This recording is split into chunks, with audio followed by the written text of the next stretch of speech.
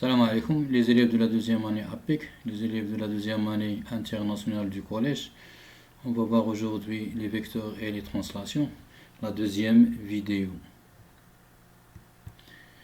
Dans la première vidéo, on a dit que le vecteur est caractérisé par sa direction, par sa norme et par son sens. On va voir aujourd'hui les vecteurs égaux.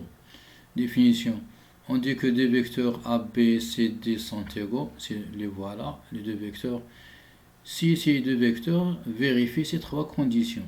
La première condition, ils ont la même direction, c'est-à-dire la direction du vecteur AB est la même direction du vecteur CD, c'est-à-dire la droite AB et la droite CD sont parallèles. Ça, la direction. Ils ont la même norme, la norme du vecteur AB et la distance AB, la norme du vecteur CD et la distance CD. Et la troisième condition, ils ont le même sens, le sens de A vers B, qui est représenté par une flèche ici, et le même sens de C vers D, qui est ici représenté aussi par une flèche. Donc il faut confondre entre la direction et le sens. La direction, on dit que la direction du vecteur AB est la direction de la droite AB. Et de droite qui sont parallèles, ils ont la même direction.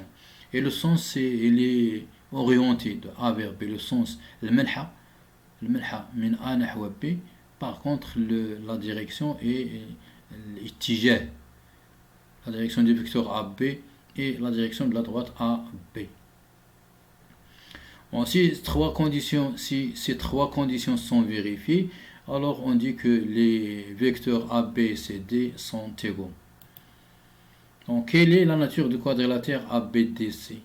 Puisque les vecteurs AB et CD sont égaux, quelle est la nature du quadrilatère ABDC? Voilà, la distance AB égale la distance CD et la droite AB pareille à la droite CD. Alors le quadrilatère ABDC est un parallélogramme. Puisque le vecteur AB égale au vecteur CD, on déduit que le quadrilatère ABDC est un parallélogramme.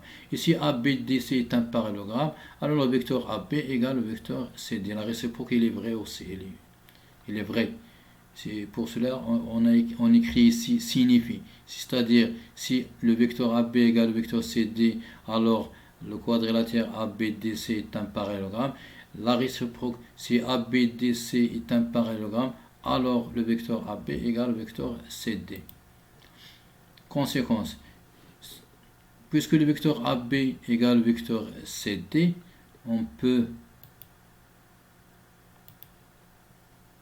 déduire que le vecteur AC égale le vecteur BD. Puisque si le vecteur AB égale le vecteur CD, alors le quadrilatère ABDC est un parallélogramme.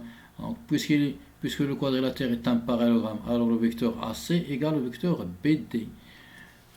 On regarde ici deux égalités vectorielles. Le vecteur AB égale le vecteur CD et le vecteur AC égale le vecteur BD. Ici, le point A, il reste à sa place. Le point D reste aussi à sa place. Mais le point B et C, on a permuté les deux points B et C. C'est-à-dire, on a pris C à la place de B et B à la place de C. C'est pour cela qu'on dit on a permuté. Beddenna, B et C. On a permuté les deux points B et C. Et B et C ici sont les moyens qui se trouvent à l'intérieur. Les moyens, le wasatayn. Et A et D sont les extrêmes. Donc, d'après cette égalité vectorielle, on a permuté les moyens B et C, B à la place de C et C à la place de B. On obtient le vecteur AC égale au vecteur BD. On peut aussi permuter les extrêmes. Le vecteur AB égale au vecteur CD, donc le quadrilatère ABDC est un parallélogramme. puisque ABD c'est un parallélogramme, le vecteur DB égale au vecteur CA. Ici, le point A prend la place de D et D prend la place de A. On a permuté les deux points A et D. A et D. A et D sont les extrêmes ici. On peut permuter les extrêmes A et D. On obtient DB, le vecteur DB égale au vecteur CA. On a permuté les deux points A et D. D prend la place, A prend la place de D et D prend la place de A. Donc, d'après une égalité vectorielle comme celle-là, on peut permuter les moyens et on peut aussi permuter les extrêmes, ou bien on peut permuter les moyens et les extrêmes simultanément, c'est-à-dire dans une seule étape. On peut permuter les moyens et les extrêmes, on obtient une autre égalité. Milieu d'un segment. AB, un segment. A et B sont deux points distincts. Et si M est le milieu de segment AB, si M est le milieu de segment AB, le vecteur AM et le vecteur MP, ils sont égaux. Pourquoi ils sont égaux? Parce qu'ils ont la même direction, le même sens et la même norme. La norme, la distance AM égale à la distance MP. La direction du vecteur AM est la direction de la droite AM, la direction du vecteur MB est la direction de la droite MP, et la droite AM et MB sont confondues, donc la droite AM et MB sont parallèles. Puisqu'elles sont parallèles, alors le vecteur AM et MP ont la même direction. Ils ont la même norme parce que la distance AM égale la distance MP, et ils ont le même sens, le sens de A vers M égale et le sens de M vers B. Donc les deux vecteurs AM et MP sont égaux. Et la réciproque est vraie aussi. Si le vecteur AM égale le vecteur MP, alors le M est le milieu du segment AB. Somme de deux vecteurs. La somme de deux vecteurs ABC et AC est le vecteur AE, tel que le quadrilatère ABEC est un parallélogramme. Si on a un vecteur AB et un vecteur AC, les deux vecteurs AB et AC ont la même origine A. C'est la somme de ces deux vecteurs AB et AC et le vecteur AE qui a le même origine A. Tel que le quadrilatère ABEC est un parallélogramme. Et on écrit le vecteur AE égale le vecteur AB plus le vecteur AC. Et ici, puisque ABEC est un parallélogramme, le vecteur CA plus le vecteur CE est égal au vecteur CB. Le vecteur CA plus le vecteur CE est égal au vecteur CB. Et le vecteur BA plus le vecteur BE, puisque le quadrilatère ABEC est un parallélogramme, le vecteur BA plus le vecteur BE est égal au vecteur BC. Et le vecteur EC plus le vecteur EB égale au vecteur EA. Relation de Charles. Charles est un mathématicien français vécu entre 1793 et 1880. Donc, quels que soient les points, c'est la relation de Charles, quels que soient les points A, B et C, on a le vecteur AB plus le vecteur BC égale au vecteur AC.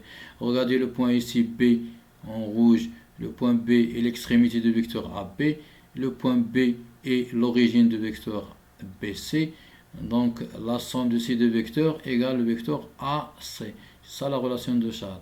Donc le vecteur AB plus le vecteur BC égale le vecteur AC. Quels que soient les points A et B et C, soit ces points sont alignés ou non. Donc la relation de Charles n'est pas vraie pour les distances. La distance AB plus la distance plus la distance BC est différente de la distance AC. Mais pour les vecteurs, la somme de ces deux vecteurs égale le vecteur AC. Mais regardez bien le point en rouge B, l'origine de ce vecteur. Ici, l'extrémité de ce vecteur. Application. Simplifier les expressions. Le vecteur DA plus le vecteur AB. Le vecteur DA plus le vecteur AB. Remarquez que le point A ici, l'extrémité de ce vecteur, est le et l'origine de ce vecteur, alors la somme de ces deux vecteurs égale le vecteur dp.